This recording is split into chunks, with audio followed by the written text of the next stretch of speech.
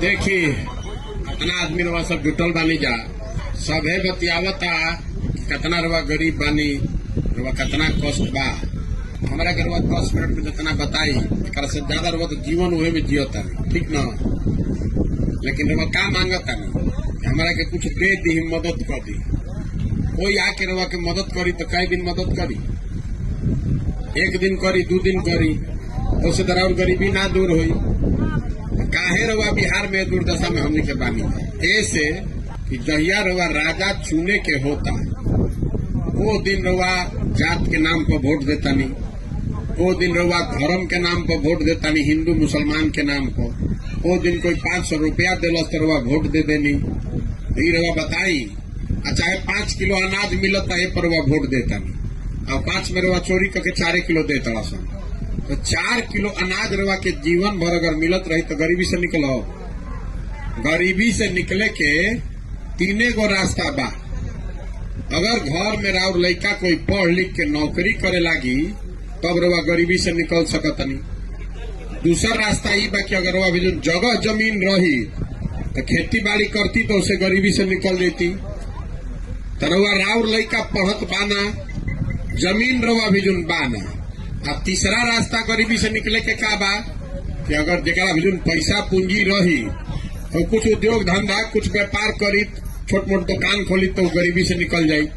तो जो बिहार में गरीब आदमी बा ओकरा के जब गरीबी से निकले के 3 दरवाजा बंद हो गये। राउर लड़का पढ़त बाना, रवा भी जगह जमीन बाना आ पूंजी है नहीं खे कि रवा कौनो दुकान दौरी व्यापार करो तो रवा गरीबी से निकलब कैसे? कबो ना निकल सकी, जीवन भर ना निकलो। हतना रवा सब आदमी बानी जा। अभी कितना बजता घड़ी में 2 बजता। राउर लड़का पढ़े गई बा से चिंता बा रहुआ। तो जब राउर लड़का पढ़ते नहीं थे खिचड़ी खाई खाली जाके स्कूल में तो मजदूर ना बनी तो कलेक्टर बनी। रहुआ एक चिंता होके के चाहिए ना भाई। नेता जो करता तो करता बाद में देखल जाये। अरे आपका लड़का जब पढ़ेगा तबे ना बाहर गरीबी से निकलेगा। तो ओकर चिंता बा ऐजा कोई आके खिचड़ी बांटे लगी तो 500 आदमी जुट जाये। आइजा स्कूल में पढ़ाई नहीं के हो और वह जाके धरना देनी है स्कूल में कि मास्टर साहब लोग ना पढ़ाई तो मारल जाये कहा के बेलना से। और वह जाके धरना पे 2 दिन बैठक कम न लड़कन के पढ़ाई हुई और पढ़ाई हुई कम न रहो लड़का आगे बढ़ सकी। तो जब रहुआ एक को हाली पढ़े खातिर वोटे नहीं की दे तो भीखे न मांगब जीवन भर। ये नेता रहुआ के भिखारी बना दिल बा रहुआ भीख मांगे के आदत लाग गई बा। कोई भेटा जाता कुर्ता पैजामा पहन के ए भैया तनी है करवा दी, ए भैया कुछ मदद कर दी। अरे आप भिखार हैं। आपको बाबा साहब अम्बेडकर ने गांधी जी ने अधिकार दिया है जिसका आप बटन दबाते हैं वही ना राजा बनता है। ये राजा क्या बनता जरा के रहुआ बटन दबावता नहीं तबे ना राजा बनता। रहुआ ना बटन दबाई तो राजा कोई बन सकेला? तो काहे उगरी देता नहीं रहुआ गलती वोट। आदमी कहते कि हमरा के बेवकूफ बना के ले ठग ले लो। रहुआ जात नहीं साड़ी खरीदे लुगा खरीदे तो दुकान पर वह जाई बा दुकान वाला ठग दी तो फिर वो दुकान पर जाई फिर से वो दुकान पर जाई घर आके कहो कि ठगा गई नहीं तो घर के आदमी क्या कही कि जब तारा मालूमे रहे कि ठगा तो काहे गलू फिर से। रवा जब जाना तनी कि नेता हमरा के ठगले बा तो फिर काहे देता नहीं? रवा गरीब आज भइल बनी कि जब लड़का रही तबो गरीब रही। बोली बात के अरे जब रवा लड़का रही तबो गरीब रही, अब रात उम्र हो गई तबो गरीब बानी और राव बुढ़ा जाए रवा तबो गरीबे रहो। पहले बात तो समझी जोड़ के।